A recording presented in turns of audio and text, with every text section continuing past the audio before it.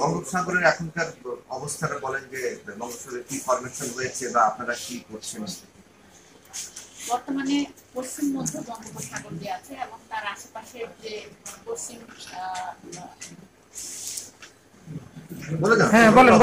মধ্য বঙ্গোপসাগর এবং তার আশেপাশের যে পূর্ব মধ্য বঙ্গোপসাগর আছে সেখানে বুলবুল নামের একটি ঘূর্ণিঝড় আছে। বর্তমানে এটা প্রবল ঘূর্ণিঝড় হিসেবে আছে এবং এটির দূরত্ব চট্টগ্রাম সমুদ্র বন্দর থেকে 760 কিলোমিটার, কক্সবাজার থেকে 710 কিলোমিটার, মংলা থেকে 665 কিলোমিটার এবং পায়রা থেকে 650 কিলোমিটার দূরে আছে। এবং যেহেতু এটা প্রবল ঘূর্ণিঝড় অর্থাৎ সিভিয়ার সাইক্লোনিক স্টর্ম, এটার ঘূর্ণিঝড়ের যে কেন্দ্র তার 64 কিলোমিটারের মধ্যে বাতাসের সর্বোচ্চ একটানা গতিবেগ 90 কিলোমিটার, যেটা দমকা অথবা ঝোড়ো হাওয়ার আকারে 110 কিলোমিটার পর্যন্ত বৃদ্ধি পাচ্ছে। অর্থাৎ এটা ঘূর্ণিঝড়টার আশেপাশের যে বাতাসের হাই যে উইন্ড স্পিড সেটা হচ্ছে এই ধরনের।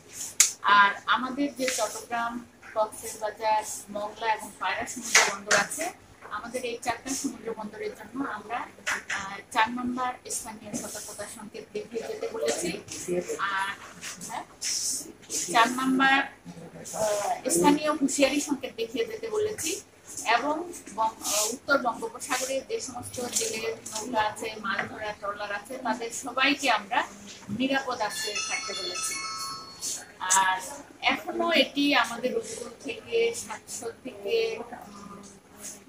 650 বা 700 বা আরো বেশি দূরে আছে।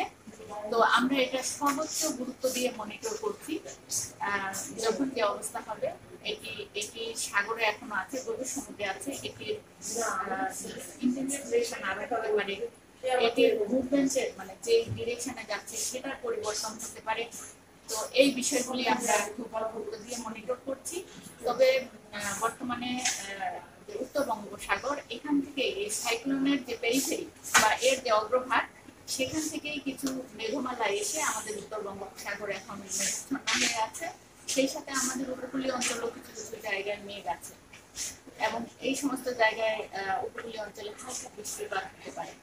আর আগামীকাল সকালের দিকে হয়তো এই যে আমাদের উপকূলীয় অঞ্চলে এর যে অগ্রভাগের যে ক্লাউডগুলি এগুলি এসে কিছু বৃষ্টিপাত বললাম, যেটা আমরা এখনো 600 থেকে 700 কিলোমিটার দূরে আছে এবং আমরা এখন 4 নম্বর সিগন্যাল দিয়েছি।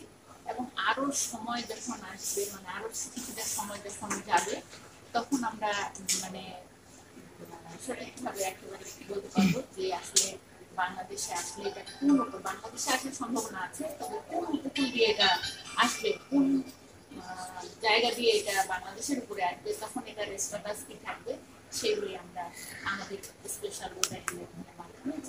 আবার বৃষ্টিপাত